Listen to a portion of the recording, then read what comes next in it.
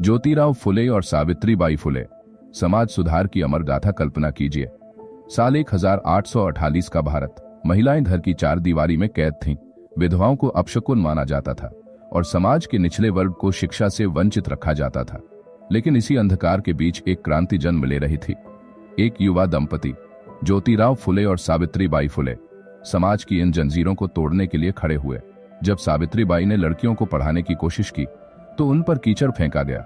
जब ज्योतिराव ने दलितों के लिए स्कूल खोला तो उन्हें गालियां सुननी पड़ी। लेकिन क्या उन्होंने हार मानी? नहीं नहीं।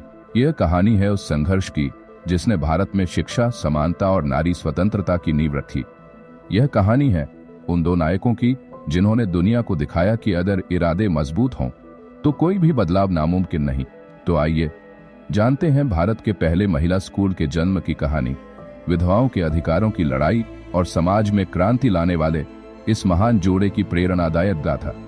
आज हम इनकी अद्भुत जीवन यात्रा को 6 चरणों में समझेंगे। पहला भाग, ज्योतिराव फुले का बचपन और शिक्षा। साल 1827 महाराष्ट्र के सतारा जिले में एक माली समुदाय के परिवार में एक बालक का जन्म हुआ।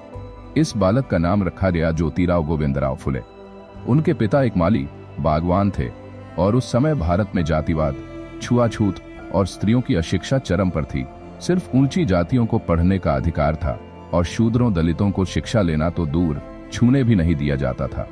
ज्योतिराव बचपन से ही तेज और जिज्ञासु थे, लेकिन जब उन्होंने स्कूल जाना शुरू किया तो समाज के ठेकेदारों को यह पसंद नहीं आया। एक निचली जाति का लड़का पढ़ाई करेगा? कुछ समय के लिए उनके पिता ने भी पढ़ाई छुड़वा दी, लेकिन उनके एक ब्राह्मण मित्र के सहयोग से उन्होंने अंग्रेजी माध्यम से शिक्षा पूरी की। शिक्षा प्राप्त करने के बाद ज्योतिराव को समझ में आया कि समाज में असली अंधकार गरीबी या जातिवाद नहीं, बल्कि अशिक्षा है। अगर लोगों को शिक्षित कर दिया जाए तो वे खुद अपने हक के लिए लड़ सकते हैं। इसी संकल्प के साथ उन्होंने समाज सुधार का बीड़ा उठाया। दूसरा भाग, सावित्रीबाई फुले, पहली शिक्षिका बनने की यात्रा। उधर सावित्रीबाई फुले, जिनका जन्म 1831 में हुआ, उन्हें भी एक ऐसे समाज में पाला गया जहां लड़कियों को पढ़ाने की बात सोचना भी अपराध था। लेकिन जब साल 1840 जब ज्योतिराव फुले का विवाह सावित्रीबाई फुले से हुआ, तब वे केवल 9 वर्ष की थीं। सावित्रीबाई भी एक साधारण परिवार से थीं और उन्होंने भी समाज की कई बुराइयों को देखा था। लेकिन विवाह के बाद ज्योतिराव ने एक अनोखा कदम उठाया। उन्होंने अपनी पत्नी को शिक्षित करने का निर्णय लिया। हर दिन ज्योतिराव खुद सावित्रीबाई को पढ़ाते। यह उस समय की समाज के लिए क्रांतिकारी बात थी, क्योंकि लड़कियों की शिक्षा को पाप माना जाता था। लेकिन सावित्रीबाई में सीखने की प्रबल इच्छा थी और जल्द ही वे पढ़ना लिखना सीख गईं। ज्योतिराव फुले ने ठान लिया कि अगर समाज को बदलना है तो सबसे पहले महिलाओं और दलितों को शिक्षित करना होगा। लेकिन इसके लिए सबसे पहले किसी महिला को शिक्षिका बनना था और यह जिम्मेदारी उन्होंने अपनी पत्नी सावित्रीबाई को दी। अब सोचिए, उस दौर में जब महिलाएं घर से बाहर भी नहीं निकल सकती थीं, तब सावित्रीबाई ने खुद को शिक्षित किया और भारत की पहली महिला शिक्षिका बनी। जब वे स्कूल पढ़ाने जाती तो लोग उन पर कीचड़ और गोबर फेंकते, भद्दी गालियां देते। लेकिन सावित्रीबाई हर दिन एक अतिरिक्त साड़ी लेकर निकलती, क्योंकि वे जानती थीं कि अगर वे हार गईं तो लाखों लड़कियों के लिए शिक्षा का दरवाजा हमेशा के लिए बंद हो जाएगा। अब ज्योतिराव और सावित्रीबाई दोनों का एक ही सपना था, हर लड़की को शिक्षित करना। तीसरा भाग, भारत का पहला महिला विद्यालय।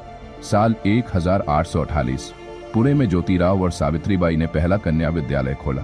यह भारत के इतिहास में पहली बार था कि किसी स्त्री को पढ़ाने के लिए एक स्कूल स्थापित किया गया हो। यह वो समय था जब लड़कियों की शिक्षा को अनैतिक कहा जाता था। लोग मानते थे कि पढ़ी लिखी महिला पथभ्रष्ट हो जाएगी।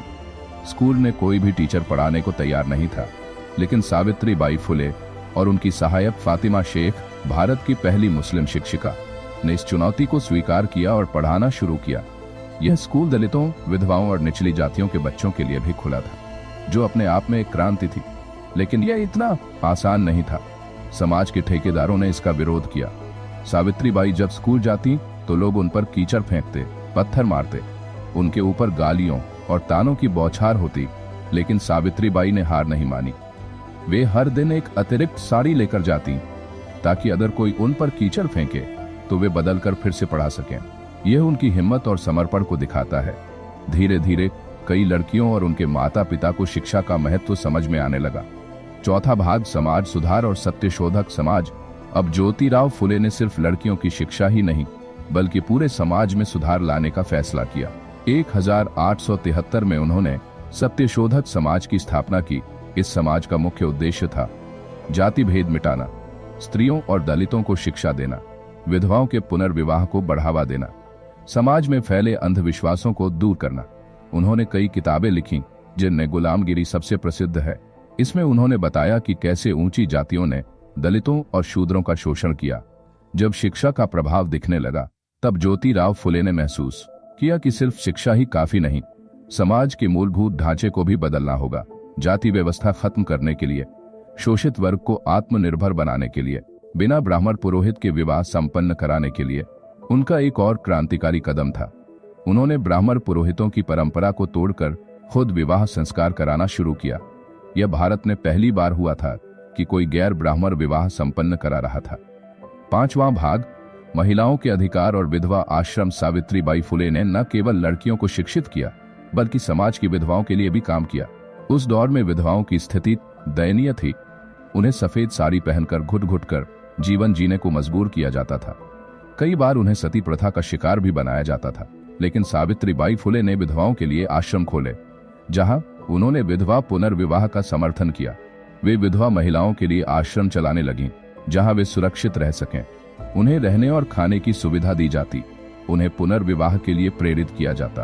क्या आप जानते हैं, जब एक विधवा बलात्कार पीड़िता ने अपने बच्चे को कुएं में फेंक दिया तो सावित्रीबाई फुले ने निर्णय लिया कि वे ऐसे अनाथ बच्चों को अपनाएंगी।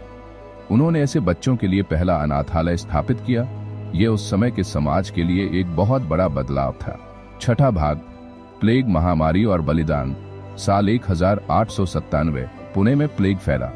लोग एक दूसरे से दूर भाग रहे थे, लेकिन सावित्रीबाई फुले बीमार लोगों की सेवा कर रही थी। एक दिन एक प्लेग पीड़ित को बचाते समय सावित्रीबाई खुद इस बीमारी की चपेट में आ गईं।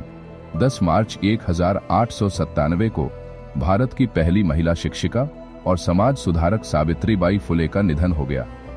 उन्होंने अपनी जान देकर भी सेवा करना नहीं छोड़ा। निष्कर्ष, उनकी विरासत आज भी जीवित है। आज जो लड़कियां स्कूल जा रही हैं, विधवाएं दोबारा शादी कर रही हैं और जातिवाद के खिलाफ आवाज उठ रही है, ये सब कहीं न कहीं ज्योतिराव और सावित्रीबाई फुले के संघर्ष का ही परिणाम है। उन्होंने हमें सिखाया कि शिक्षा सबसे बड़ा हथियार है। अगर हिम्मत हो तो कोई भी बदलाव संभव है। महिलाएं किसी से कम नहीं, उन्हें भी बराबरी का अधिकार मिलना चाहिए। आज भी अगर हमें समाज में बदलाव लाना है तो हमें ज्योतिराव और सावित्रीबाई फुले के दिखाए रास्ते पर चलना होगा। आपके लिए सवाल, अगर आपको ज्योतिराव या सावित्रीबाई फुले से एक सवाल पूछने का मौका मिले तो आप उनसे क्या पूछेंगे?